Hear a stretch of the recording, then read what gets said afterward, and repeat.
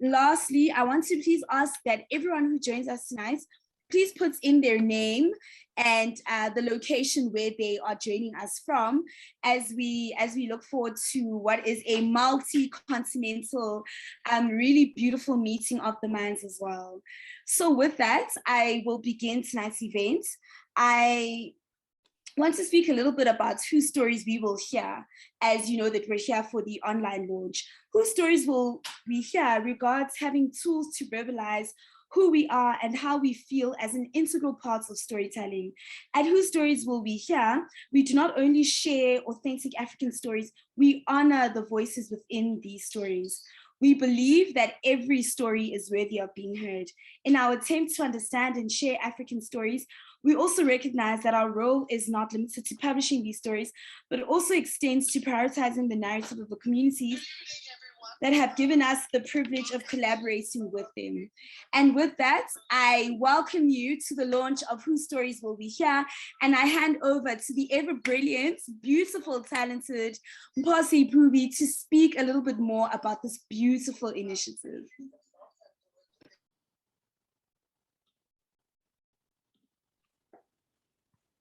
Thank you so much, Nelisha. Hi, everyone. What an honor and a privilege to be here tonight, have had the opportunity to have done the work that we did in Kenya with Kathy and in collaboration that we worked with. Welcome to Whose Stories Will We Hear? Series 3 Stories from Kenya. This series, we worked with 21 women from Kenya, in Nairobi, Limuru, Narok, the Masai Mara, and Nairobi. So it's truly a privilege for me and for Kathy and for Whose Stories Will We Hear to have done the work that we did. At the core of this work has always been one thing that, and what we took from it is that women belong, and they belong in all spaces. And I think during this launch, everybody's going to see that, everybody's going to feel that. It was quite critical that the storytelling part was just the beginning of it. And even in us telling the stories, there are limitations that exist in this, in the type of work that we do. And I think truly we came home and reflected, and we truly realized that storytelling in a form has been very fundamental to just women in growth and development, not just in our continent, but everywhere else. I would like to also just talk more about what Whose Stories Will We Hear, like Nalishi said. The initiative started in 2019 and was formally launched in the beginning of 2020. For us and Kathy, it was very critical to make sure that the stories that come out there, especially from the continent, represent the women and the marginalized communities and everybody in the continent in the most authentic way. And it didn't just stop there. For us, it was also important to look at how the stories were told and who owned the stories. And it wasn't just enough for us to tell the stories. The institutions in which the stories were kept and were housed were as important. The stories have proved to us to be doors for collaboration, not just Pan-African collaboration and international collaboration, but just collaboration throughout the continent. So we truly, truly are grateful to have done the work that we did in Kenya, and we truly are grateful to have met the women that we met in Kenya. Kathy, would you like to add something onto that? Sure. Thanks so much, Mpo. Greetings to all of you, whether it's morning or afternoon. I've been watching the chat and all of the introductions.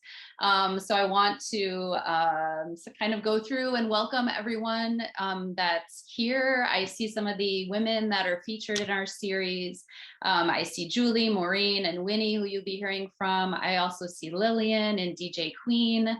I see some of our partners who helped to make this work possible. So I see Roseanne from EDU Africa, our friends at Madison Area Technical College. I believe I see some friends from the Rift Valley Institute of Business Studies.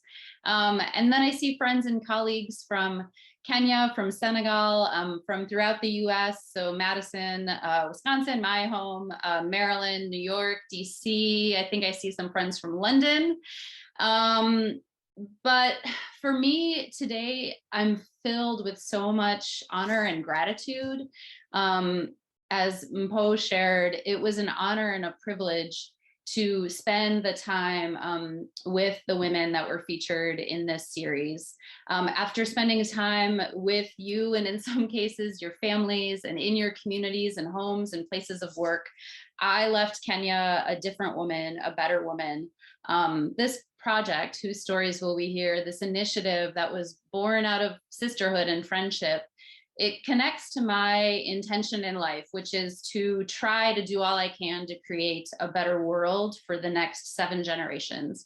And the 7 generations principle is a philosophy that I learned from the indigenous people in the community where I live. And I hope that in some small way that we are doing that, that we are helping to, by sharing these first-person stories, we're helping to disrupt stereotypes and shift narratives that people have around the world, with this series in particular of Kenya and of Kenyan women. So thank you so much. Welcome to all of you. We're really excited, not just for this brief conversation today and for you to meet a few of the women featured in the series, but for you all to see the stories that are now live on our website and also on our YouTube channel. When I have a minute, I'll chat those links in case you haven't seen them.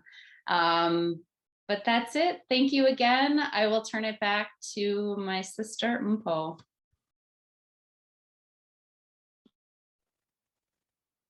Thank you so much. Thank you so much, Kathy. I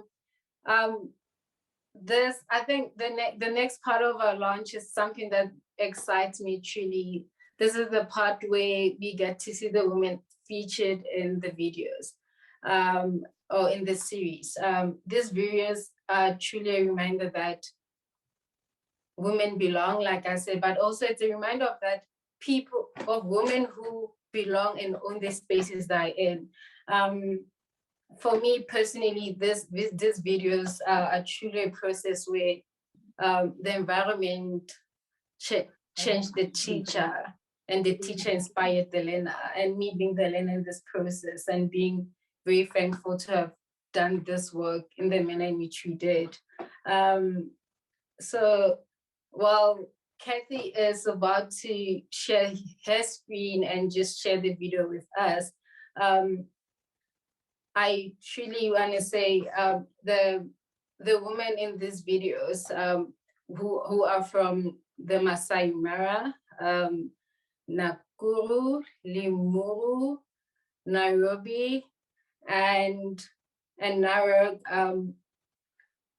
Think for me and Kathy, this was such a critical, I think, space and time in how we viewed storytelling, and such a critical reminder of that stories matter, not just now, but in the future too. The aspect of community leadership shared by this woman and demonstrated by their work, by the work featured by the women in this series, is truly remarkable. So without any further ado, I was just checking with Kathy if the video is ready. It is, yep, the video's ready. So I'm just gonna click a couple buttons here, share my screen, and then we should be good to go. Oh, okay. So I would like to introduce the exceptional, amazing women who are part of this series. So there we go. I'm Maggie, I'm Maureen, I'm Monica. Kenyan women are hardworking. Hi, my name is Aniseta Kiriga. A Kenyan woman is a strong woman. My name is Bedina Taki, and Kenyan women. Hi, habari zenu. My name is Kellen. a Kenyan woman is dependable. Hi, my name is Lydia, and I believe that a Kenyan woman is a hard worker. My name is Julie Santel, and a Kenyan woman is a picture of success. Hi, my name is Rose Omolo, and a Kenyan woman is tenacious. Hi, my name is Lillian. A Kenyan woman is a very hard woman. Sorry about that. I understand that we lost audio, and then it looked, I was dialed in on my phone and it looked like our screen froze a little bit too. So perhaps it's the number of participants that we have today, which is great, but perhaps we lost some bandwidth there. You had a glimpse of the video. If there's time at the end, we can show it again, but I will also chat in a link and you can watch it on your own after. But I will turn it back to you, Mpo.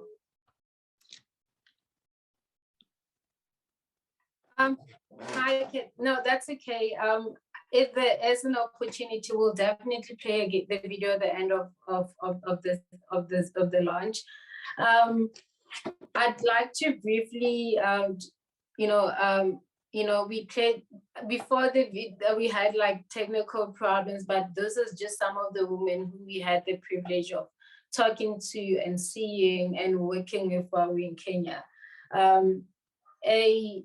I'd like to talk about my experience, and just how the process was for us and in making those videos and in honoring the women that we spoke to.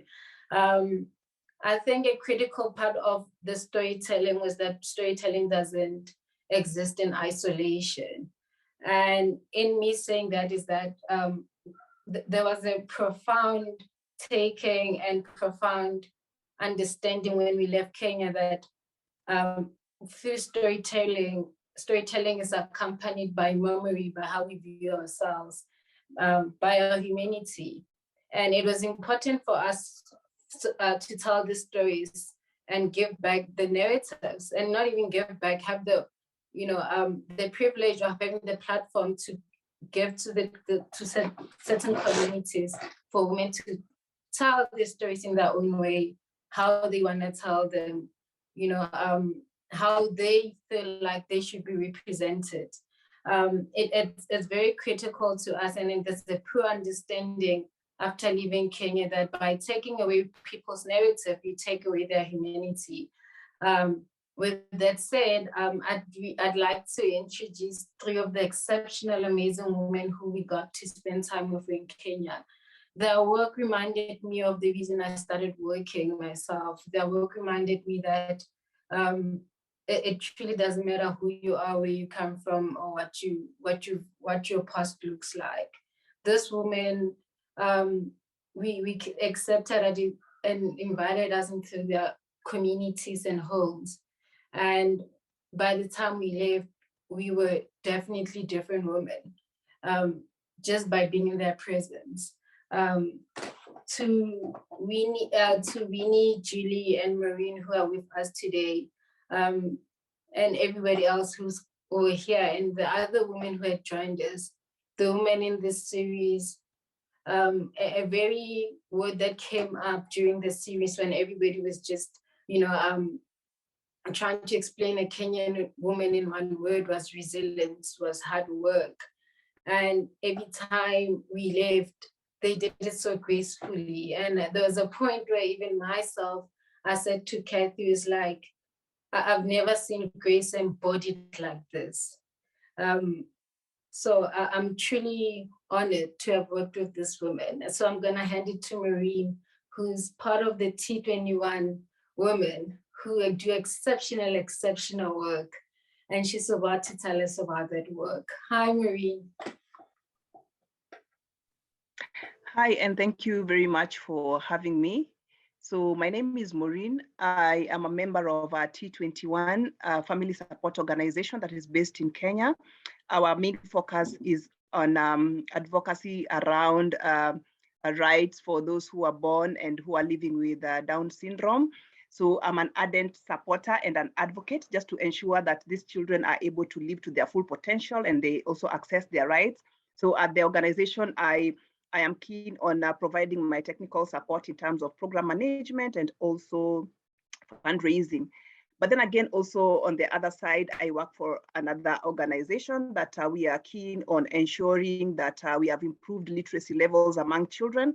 And therefore, our vision is to ensure that every child has access to a book and can read, and therefore demystify the myth that Africans cannot read or they don't read. Other than that, I'm just a normal Kenyan woman, mother of two, and I just love life and I love God. And that's just me. I'm passionate about what I do, and I'm also passionate about telling my story because I believe that my story could be important to someone else and can help someone, I mean any other who may be walking in the path or rather in the shoes that I have walked with before. So life does not come with a blueprint, neither do challenges come with a manuscript on them, like telling us how to navigate around them.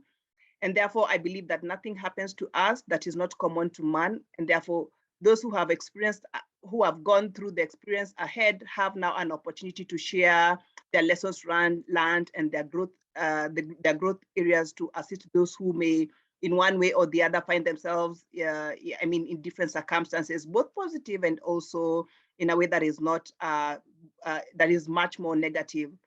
So for me, I believe that life is about making it easier for the other person. And just as all of us would have loved to make it, have someone make life easier for us. So women should continue to share their stories because their stories, our stories is what make us unique in our own self and beautiful in our own perspectives. And therefore sharing is caring. And our experiences shape our perspective of life and everything around it in a very positive manner. What I would want to tell women all over the world to take from my story is that it is okay to be happy and at times to feel blue. Some of us who've been able to, who are privileged or honored to give birth to children who have Down syndrome, we have a lot of challenges. Sometimes we feel happy, sometimes we have those challenges. So it's okay to feel either way, in one way or one day or the other. It's okay to cry when you feel like the smile, and it's okay to cry, sorry, and when you feel like, and then smile when circumstances or challenges do not exhume a positive attitude, or rather, even when people do not expect you to smile because of what is happening around you, the difficulties around life. And therefore, we are all beautiful in our own unique way, and every story counts. So who knows, we may be saving a soul by sharing our story, because life is for the living, and therefore, women, we are asking you to choose to live. Thank you. Thank you so much for sharing, Maureen. Would you like to share anything also about the work that the T21 do and how many women are involved maybe in the work that you guys do as an organization? Gladly. So I have mentioned that T21 is a membership organization. Its members are basically women or women who have given birth to children who are born with Down syndrome. But then again, we have extended it to include the male gender. So therefore, we have families of those who are born with and are living with Down syndrome. So our main mandate is to ensure that there is elimination of stigma and discrimination around Down syndrome, advocating for their rights, and just letting the community and everyone know that these children may be having challenges in terms of delay in milestone achievement, but indeed they are no lesser human beings. And therefore, that is what we really work towards doing. But then again, also ensuring that mothers who give birth to these children have a support system amongst people who have walked through their journey, the same journey, and therefore sharing our experiences, making the new mothers also be able to be encouraged and get to learn the ropes, I'll call it the ropes of dealing with navigating the challenges around caring for children with Down syndrome. And we love what we do. We are passionate about what we do. And we are glad to be able to share our story, and hopefully that in one way or the other, all of us may be involved in one way or the other by just caring and including those people who are born with Down syndrome, and just basically advocating for and championing inclusion in all aspects. Thank you. Thank you so much. We are truly honored to have you share your story with us on different platforms, and we hope so many people, and we know that so many people are going to be inspired by your story the way we were inspired by your story. The second woman I'd like to introduce is Winnie.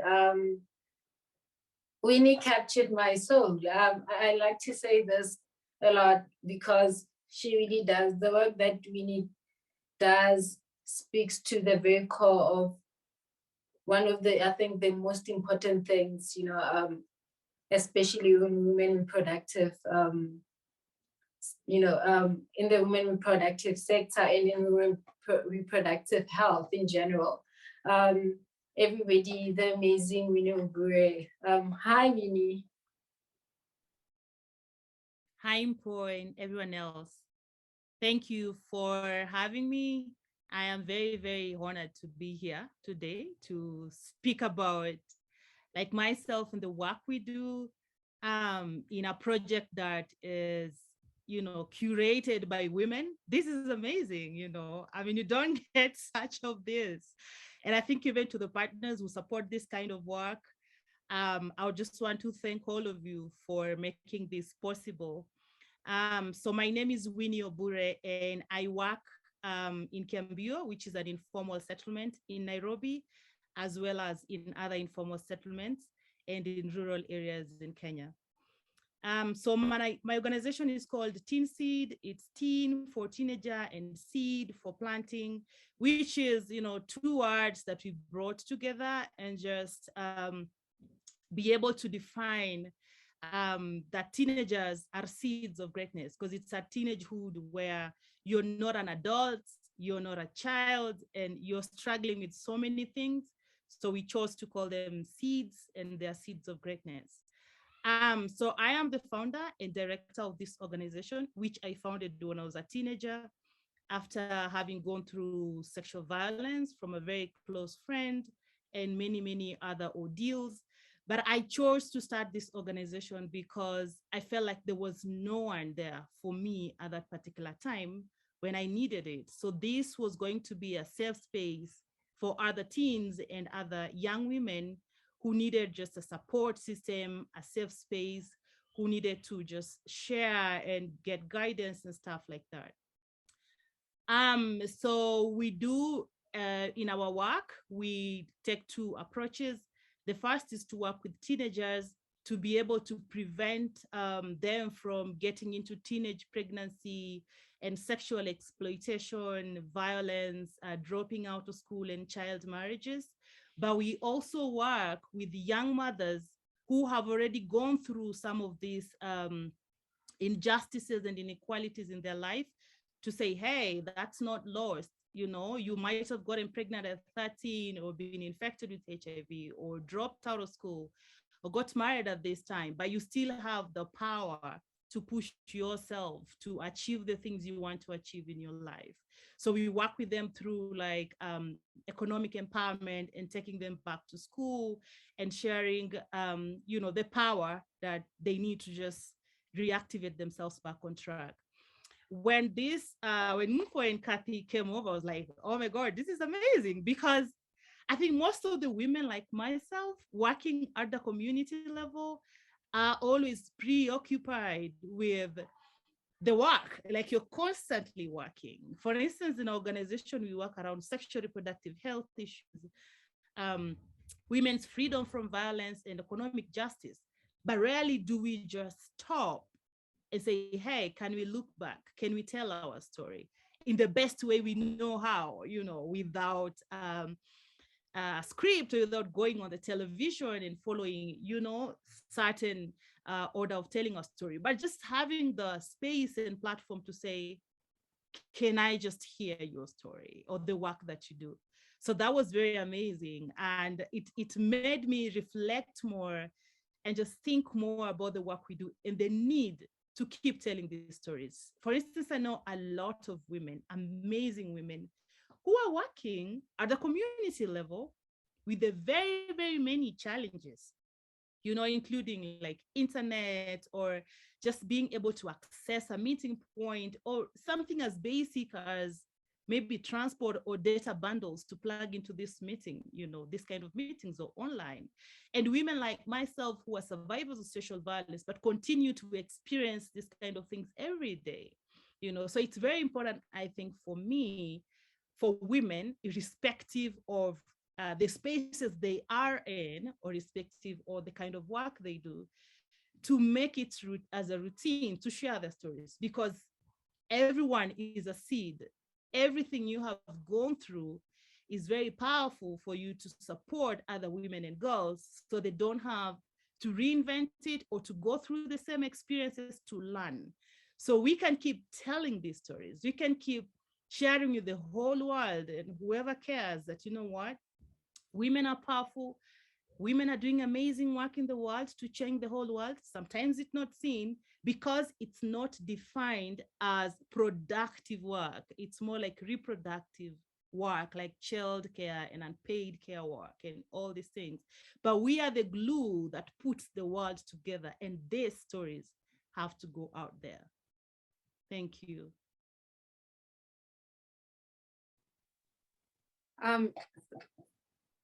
Thank you so much, Rini. Thank you so much for sharing with us. It was truly an honor to have you invite us to your space, and you reminded us the fundamentals of, the importance of community leadership. We'll forever be grateful. And just like I just said to Maureen, I think everybody who watches your story will feel it and will understand the importance of the work that you do more than anything. Thank you so much.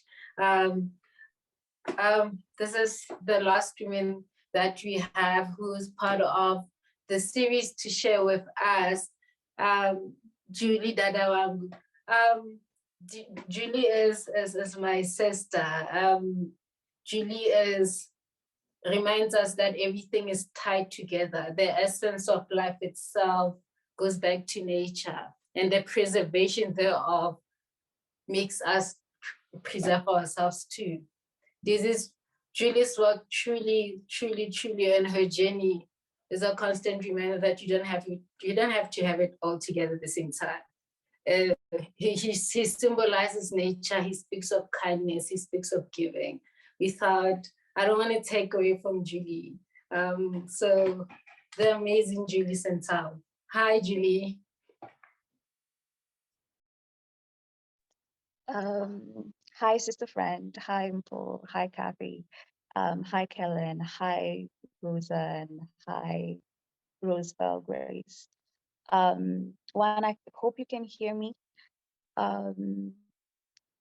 Like Mpo said, I'm Julie Santeo, and I'm mostly a very, very, very grateful person to have had the privilege to live the stories, to have experienced very many incredible spaces, but also to just be present and to have the privilege and the honor to hang out with so many amazing friends in an intimate space, to have coffee, to just be you and continuously show up, and then starting to see how that matters.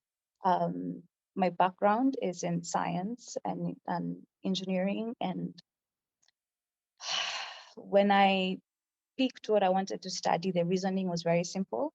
I wanted to work in a lab and work with machines, because machines come with a manual, they take instructions, and they know what they're supposed to be doing. So that is very, very simple. And I jokingly would say that human beings are the complete opposite.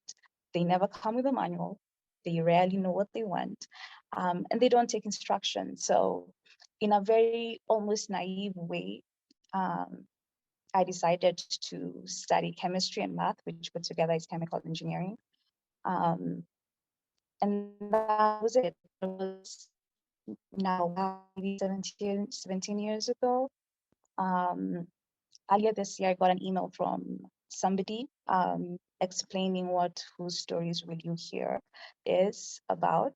And then somebody called, and it was a bit random because it wasn't, I hadn't heard about it. I wasn't sure what the link was.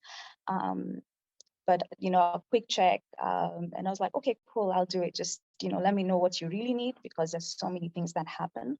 And then eventually, as we got closer to, hey, Kathy and Posh traveling, and they'll come and see you.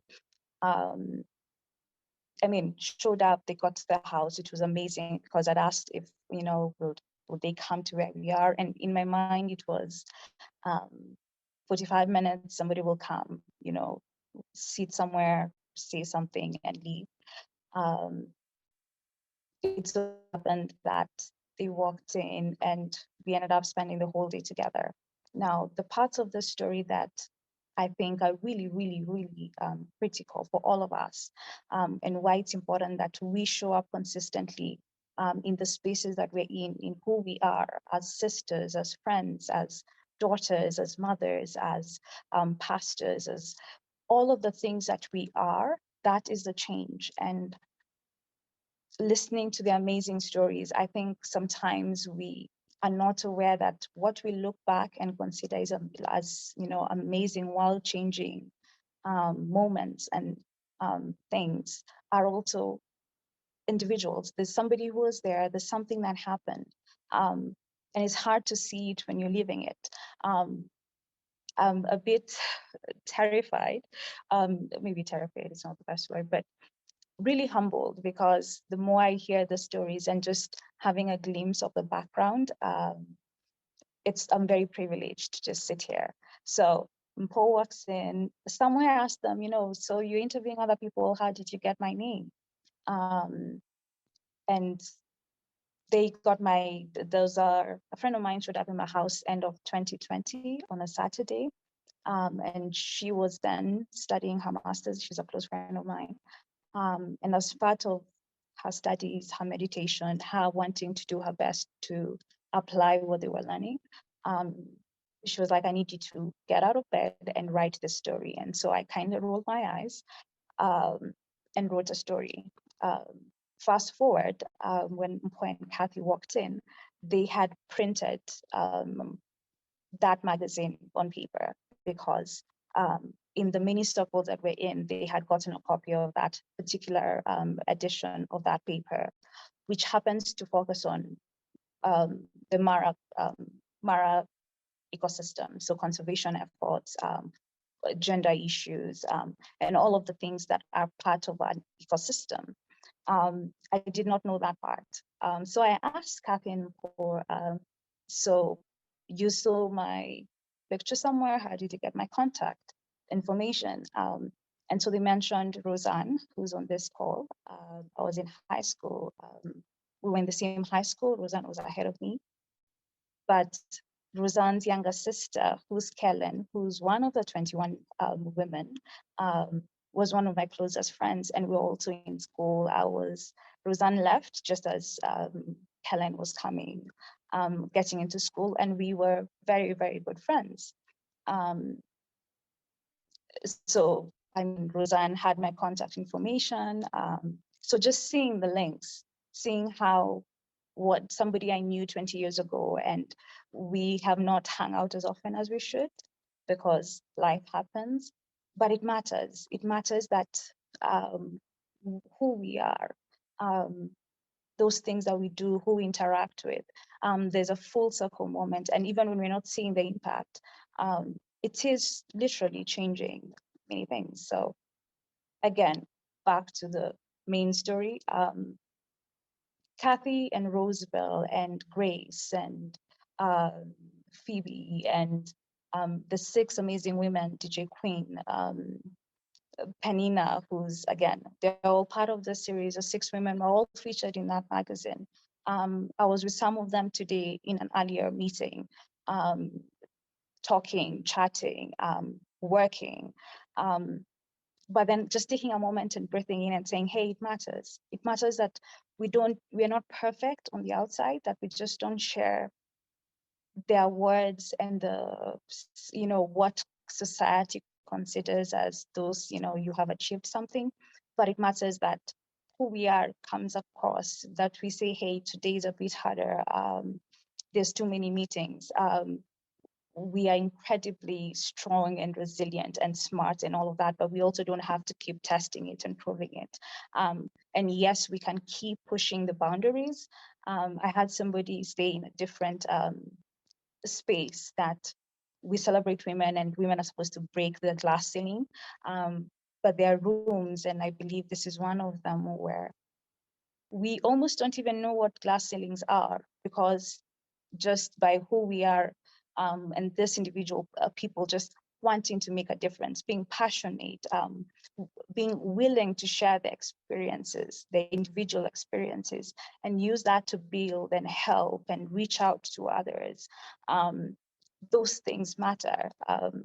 So just so very grateful for all of you and for this privilege. And if there's one thing you can take away, show up. It matters. Your story matters, not the perfection, but the details. Moments like this, moments where there's some technical difficulty, but that is also what happens. We wake up and, the coffee is not ready just in time. There's a delay sometimes outside of our control. But then there are also times when you're like, yeah, this is on me. I needed to sleep for 10 more minutes. Otherwise I have red eyes all day.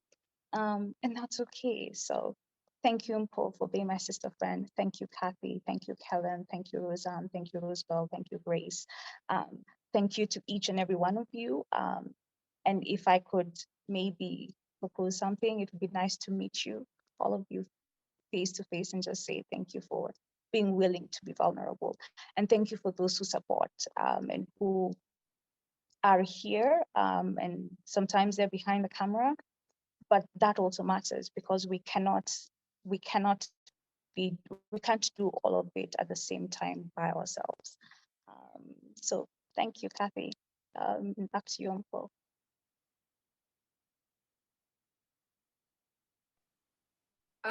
Thank you so much for that, Julie. Thank you for sharing that with us. We truly, again, feel so privileged. I think I was taken back to Kenya hearing you guys speak. I was taken back to the conversations we had, the journey we had with Kathy, where when I got back home, I had to sit down and take it all in, because you don't speak to exceptional 21 women and come back the same woman. And that's what we experienced. And I sit here with the utmost privileged to say we sat in 21 rooms with 21 exceptional women from Kenya who spoke of resilience, but who are also, like you said, Julie, who are human, very human about the experiences. And I think that's a very critical aspect of sometimes we do, and we forgot to be. And these were women who were human beings, but they're also doing, and the two existed so beautifully. And again, a gentle reminder that women belong in all spaces where decisions are made, in all spaces where they can be loved, in all spaces where kindness should reside, in all spaces where they don't have to do anything but be, because women belong. Thank you so much for that, Julie. I'll hand it over to Kathy. Yes, thank you so much. I would like to invite there are two other women who were featured in the series with us today. I see at least two, and so I've already asked for their permission to invite them to say hello, a brief hello to all of you.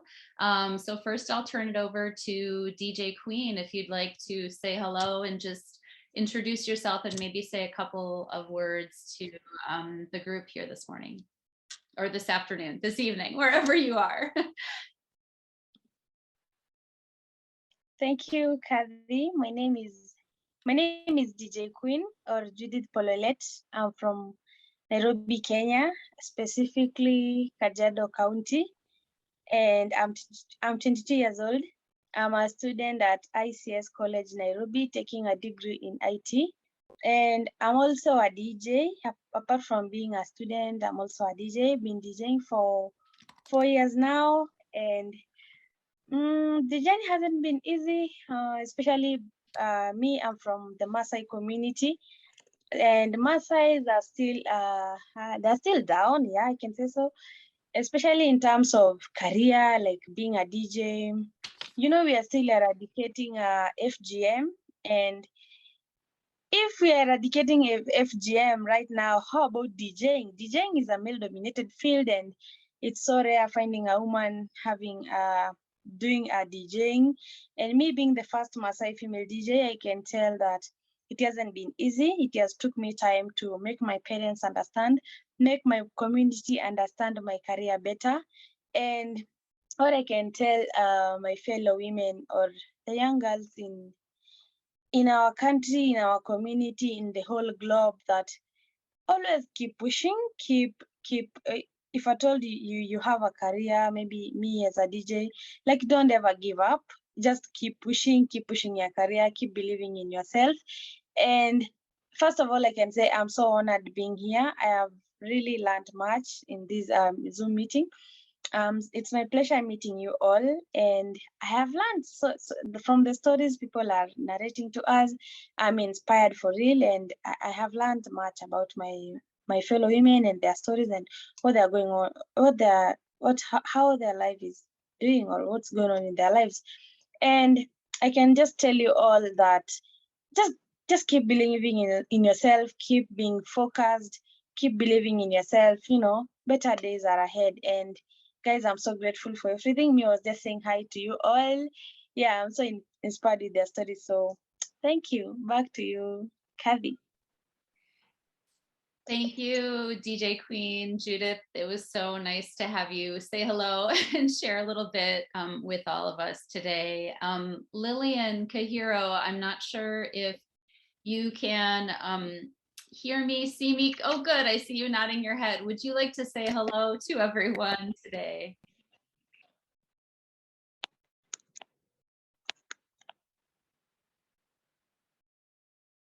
I think you're muted.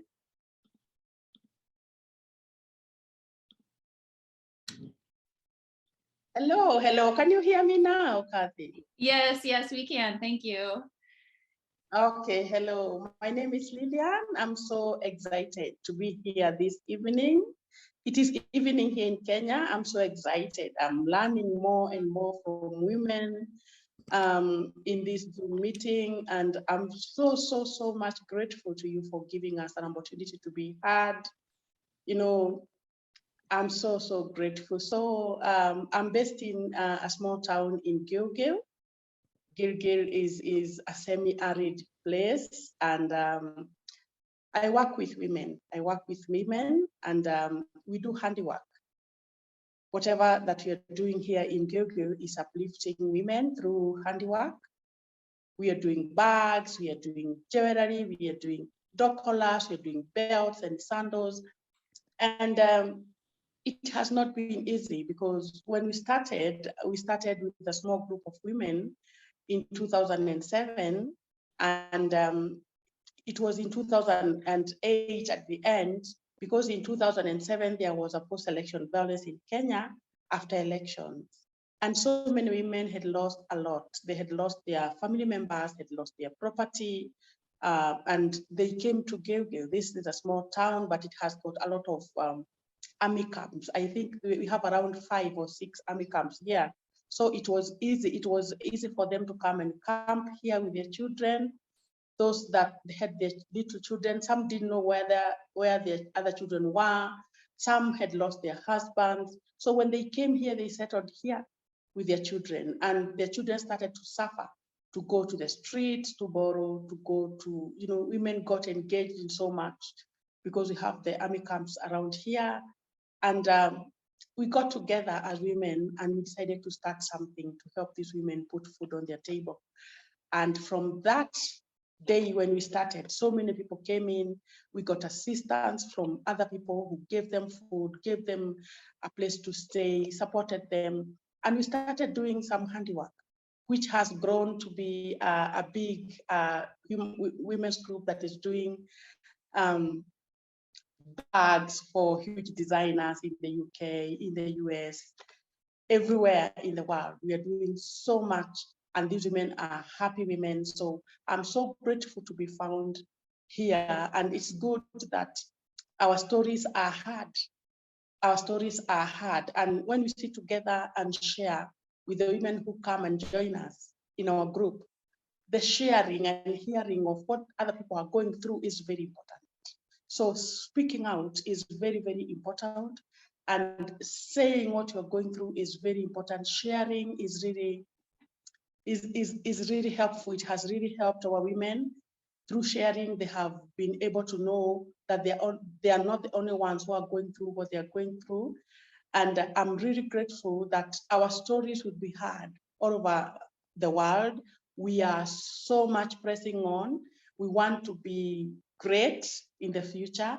We want to get in more women to come and do handiwork and make their livelihoods better. So I'm really, really grateful to you, Kathy and Info. Thank you so much for allowing us to tell our stories. Thank you so much. Back to you, Kathy. Thank you, Lillian. I'm going to pass it back to Mpo in just a moment to close. But as Lillian and DJ Queen and Julie and Winnie and Maureen were sharing with you, I was thinking of a question someone asked me recently, and they were asking about ethical storytelling. And they said, how do you tell stories ethically? What is ethical storytelling? And I said that I haven't found, great language, but we don't even label ourselves as storytellers. We say that we're story sharers. We're sharing the stories, and it doesn't have a nice ring to it being a story sharer. But for us, ethical storytelling means allowing the storyteller to tell their own story in their own way and in their own time. And that was our intention with this work. And we hope that we believe that your hearts will be touched the way that our hearts were touched when we heard their stories. And we hope that you'll visit them on our website, on the YouTube channel, which I've linked into the chat here, and that you will share them with others. Because many of the stories were not told, they were untold, they were unheard. And our interest is for those stories to be heard, to amplify the stories, to amplify their work and their organizations, and to make connections.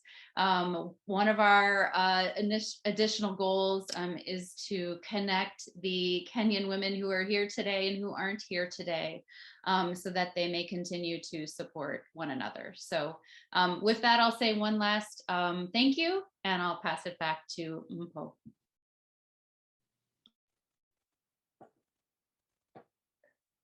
Thank you so much, Kathy. Thank you so much. It's truly been a beautiful evening. Once again, wow, the women who we got to hear the stories here tonight, and the women who everyone else is going to meet when they go through the series on YouTube and on our website. Yeah, it's been truly. We'd like to give a special thank you to our partial sponsors, at the CDFA grant.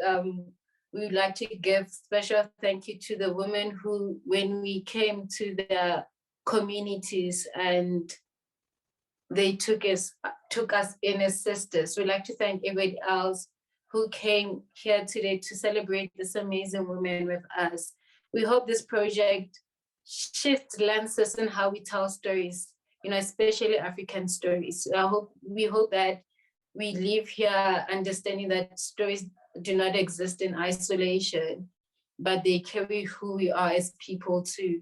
And this has been so fantastic. Thank you so much for being here with us tonight. We truly appreciate it. What an honor. Okay, bye everyone. Bye. Thank you. Thank you. Bye. Thank you. Bye.